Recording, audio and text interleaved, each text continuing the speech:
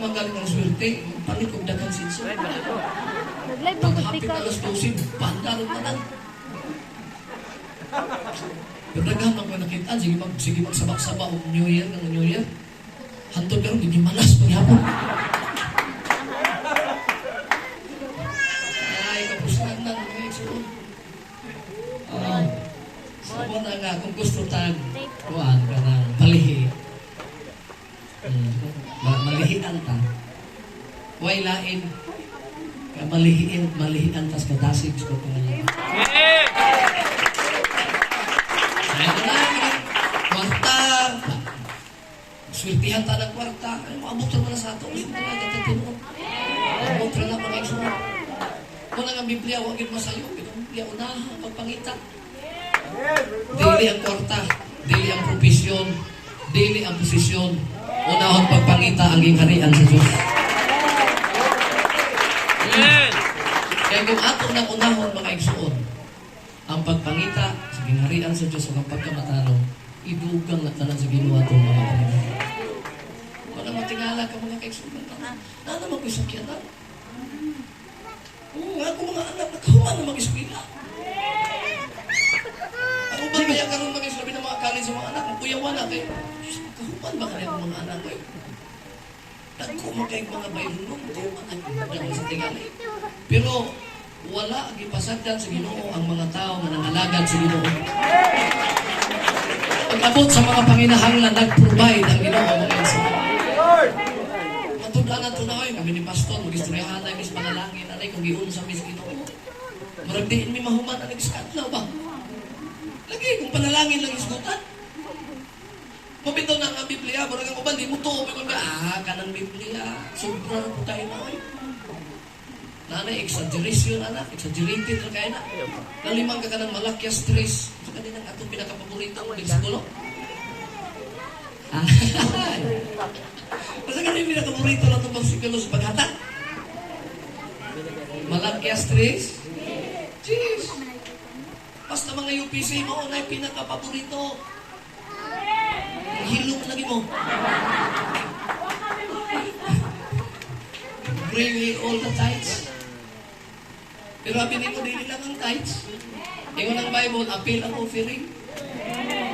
Tatanawa ko, sige sulti, pag ingon nga, pag madali mo na, pag mahatod mo na, ang imo ikapulog halan, ablihan sa Ginoo ang kambuanan sa langit, o gigabubo niya ang panganalangin, o wala na kay igong kabutangan. Nalimang ka anak.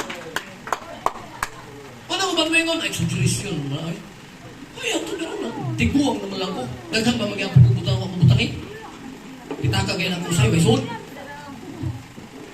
Yung ang Biblia na ingon nga wala na yung kabutangan. Hindi na tinuwa. Kaya mo silang nag-doubt sila, nag-negativo sila. Pero, ang ilang kabalo nga, tanang isog ko sa Biblia. Wala man direksyon. Tinuod yun na. E di man ang Ginoo mo sulat o tinuo-tumo. Ang Biblia, pulong man na niya.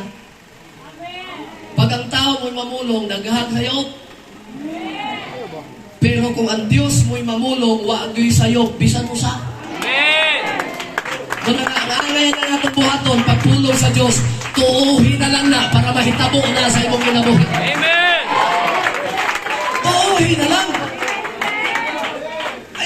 Ayaw pang duha-duha. Budaho na po kakayo, oy. Ginoo na ko na ng sulti.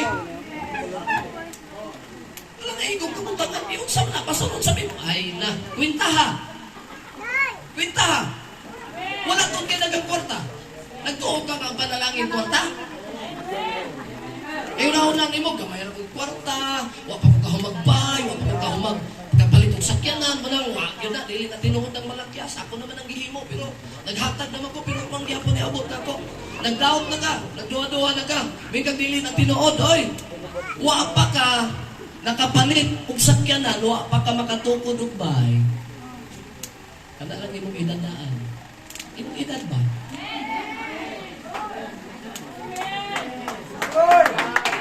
Amen! Kung imo na kwintahon, kanang akong edad, kung kwintahon nato na, makahirap yung kasi Ginoo mga Ginoo. Tinuod yun na imong pulong sa malakias. Pila mong edad gani, Brad? Ikaw, Brad, pila edad mo? Pila? 47. Oh. 47 katuig. Sa isa lang katuig, mga igsoon sa pag-iugso. Kung imong balanse yun, binintahay mo kay gusto na to, ani. Para masakta na ito ng iingos Biblia ba? Kaya kung man, negatibo na, nagdugay sa pagpangalaga, di na hatag.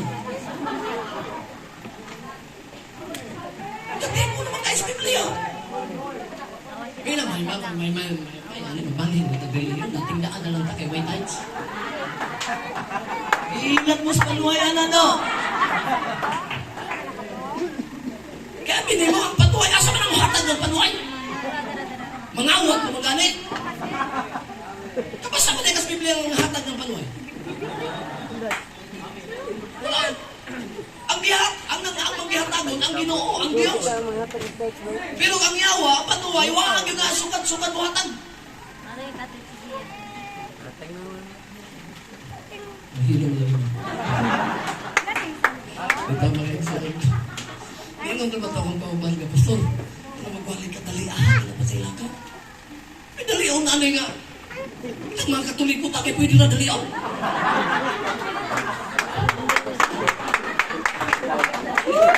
Kuhan eh.